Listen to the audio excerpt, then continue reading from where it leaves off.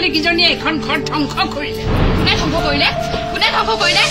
ঘৰখনটো তোৰ কাৰণেহে ধ্বংস হৈছে। মাজডেকা ইহঁতি ভাল মানুহ, তোৰ ছোৱালী সুখত থাকিব। গাঁৱৰ গাঁওবুঢ়াই গাঁৱৰ ছোৱালীবিলাক নি বিক্ৰী কৰিছে।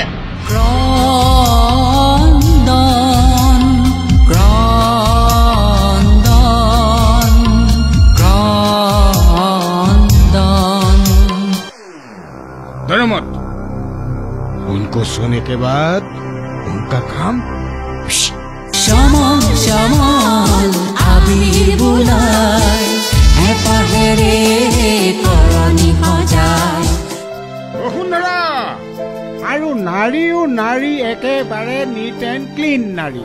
মোক চিনি পোৱা নাই নহয়, মন্ত্ৰী কৈ দিলে আপোনালোকৰ এতিয়াই জান খাই দিব।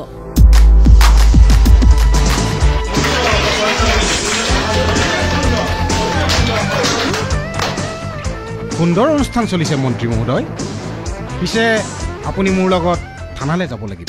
মুঠতে তহঁতক এঘৰীয়া কৰিলো। ৰাণীবাইয়ে এই গাঁওবুঢ়া আৰু সভাপতিয়ে মোৰ আপিচানাটোক ধ্বংস কৰিব বিচাৰিছিল। জুখি মাখি গোজ দিবা নহলেও জুতি খাবা।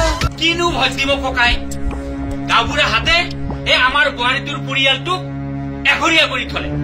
মহাজন দেউতাৰ ল'ৰাটোক থানা হাজোতত সোমাই থৈছে। হয়তো আপিহঁতে ঠিকেই কৈছে। আগতে শাস্তি, তাৰপিছত বিচাৰ।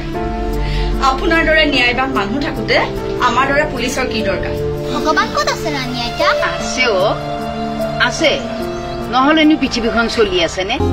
ক্ৰন্দন ক্ৰন্দন ক্ৰন্দন ক্ৰন্দন ক্ৰন্দন